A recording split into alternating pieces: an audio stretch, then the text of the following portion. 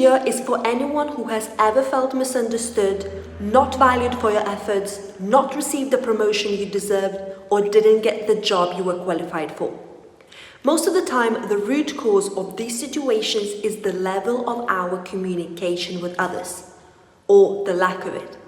And just to clarify, communication is not just what you say. What comes out of our mouths is about 7% of the whole communication. 93%, it's other things. And we will talk about those other things in this video. Why it's important and how differently people will treat you, trust or not trust you, give you a job or not, depending on the way you speak. When you speak, how much you listen, and what your body language tells us. So let's go with an example. Here we have Mo and Robert. Mo set up a meeting with his boss Robert with the intention to be rewarded for his hard work and ask for promotion. Mo starts. Robert, I have been working very hard lately and I would like to discuss with you my promotion. Robert, and how do you back up your promotion request? Mo says, I work the hardest in the team. I'm always the first to arrive to the office and the last one to leave. And I have been with the firm for 6 years. My colleague Anita got promoted and she has only been here for 2 years. I take responsibility for the tasks when nobody in the team wants to do the job, like those reports for other teams. The daily process is not working. I end up fixing it and doing everyone's job, coming in early, working late, and so on. In the meantime, Robert has his arms crossed. He seems to be bored and he keeps glancing at his phone. So Mo becomes frustrated and starts talking faster, adding more details, more complaints about the team. 20 minutes later, the conversation ends. Mo doesn't get considered for promotion.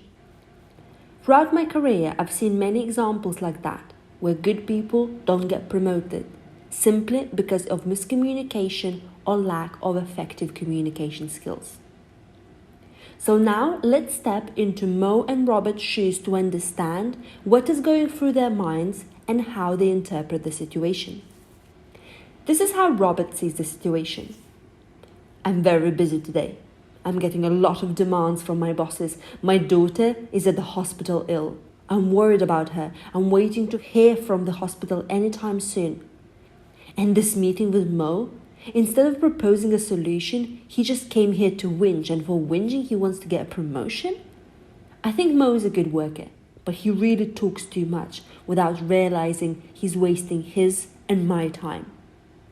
I have no time for this bluff. Not today. Let's move to Mo's point of view. I genuinely work the hardest in the team and contribute the most in terms of output.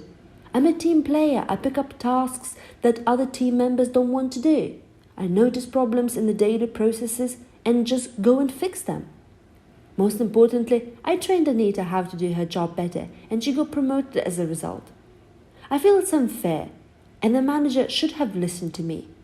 Robert kept watching at his phone while I was talking. He was so rude and was not listening to me. Had his arms crossed. All I want is the manager take notice of my efforts and reward me. I deserve. Therefore, I must look for another job where my contribution will be noticed. Can you see how different is the message that Mo was intending to deliver? And how did he fail to convince his manager Robert to get the desired result, the promotion? Due to this miscommunication, it resulted in 4 issues. Number 1, no trust between the two parties, and their relationship got worse, even after the communication from Mo pleading his case and situation. Number 2, the conversation did not solve any problem. Instead, it added more to the frustration of Mo and Robert.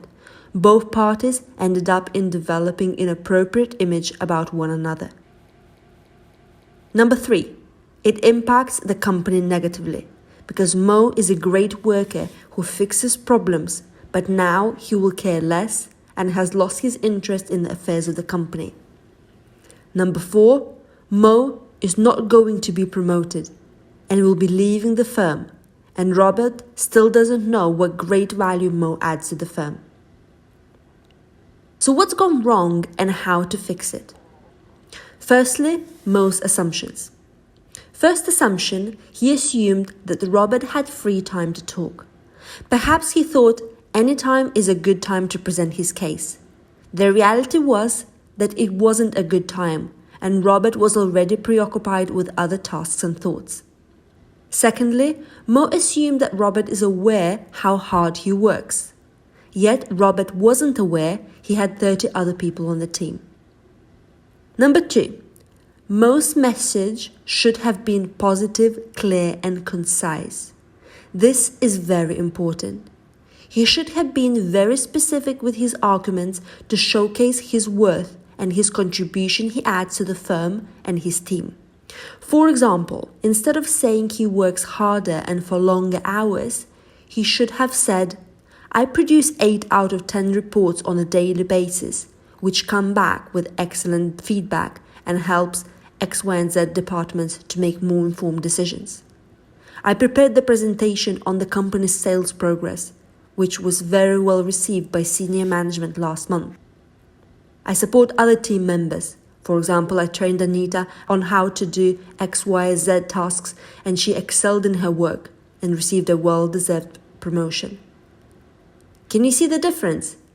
And instead of complaining how broken is the daily process and how he tried to fix it, he should have said, I notice there are certain issues with daily task allocation. However, I have taken the responsibility to come in early and sort it out, so the rest of the team is clear about who needs to do what. And I have a strategic solution to offer. Would you like me to share it with you? Do you see the difference?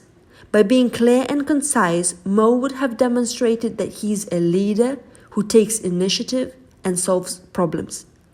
This is a great case for a promotion. Number 3, lack of empathy. There was no empathy from either side.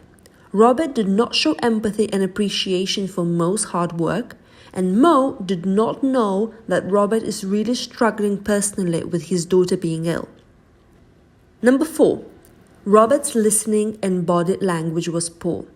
His body language was telling that he is not open to conversation and he was not listening. He kept looking at his phone, and that signals that he doesn't value and doesn't respect the other person.